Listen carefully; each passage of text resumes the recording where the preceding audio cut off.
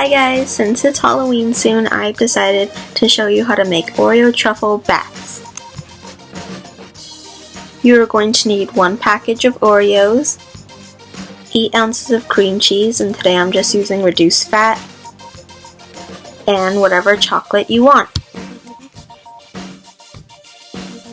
I just have a 1/4 cup of cream cheese, and I'm just going to pour this into the bowl, and you want this to either be room temperature or microwave it for about 10 seconds to soften it. Now I'm just going to add about 10 Oreos into a bag, and you can either crush it with a rolling pin or just put it in a food processor, and today I'm just crushing it with a wooden spoon, and you want this to be crumbs, you don't want it to be just like little chunky pieces.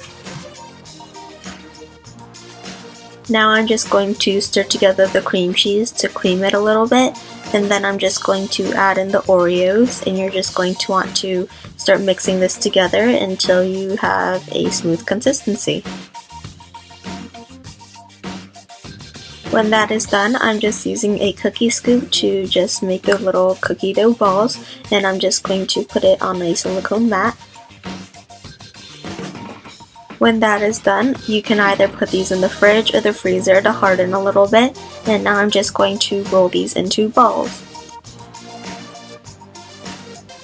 Now I just have some melted chocolate, and I'm just adding in a little bit of Crisco, and I'm just going to stir this together so that I have a smooth consistency. When that is done, I'm just taking one Oreo truffle ball at a time, and I'm just going to dunk it in the chocolate and then shake off all the excess so that you have a thin coating of chocolate. And then I'm just taking that blue knife to slide it off, and you just want to be careful with that. And when you're done, you may have some extra chocolate, but if not, you can just add some more because you're going to now make the Oreo bat wings. So I just got this template from the recipe that I got this from, so that will be in the description box below, but I just printed this out, and then I'm just going to trace it over. And when you're done, you can just shake the parchment paper a little bit, because when you do, the chocolate will flatten out.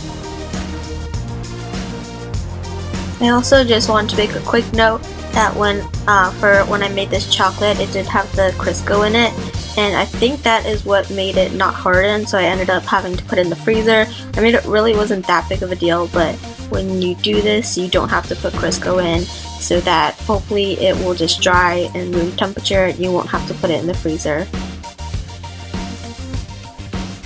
So this is how it came out in the end. It looks sort of ugly, but it was really hard to put on the wings because they're just so thin, and it was really hard to stick on because I was too lazy, so I didn't remelt the chocolate, so it was like all solidified and stuff.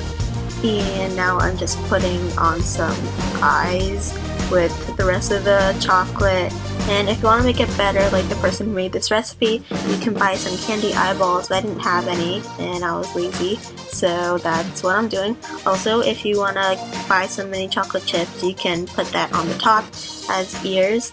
But yeah, it tastes pretty good either way. But anyways, thank you guys so much for watching, and I will see you guys next time. Bye! Again, thank you guys so much for watching. If you would like to see last week's video where I made some cheese breads, you can click the link right there. Also, if you guys would like to see future videos, then please subscribe.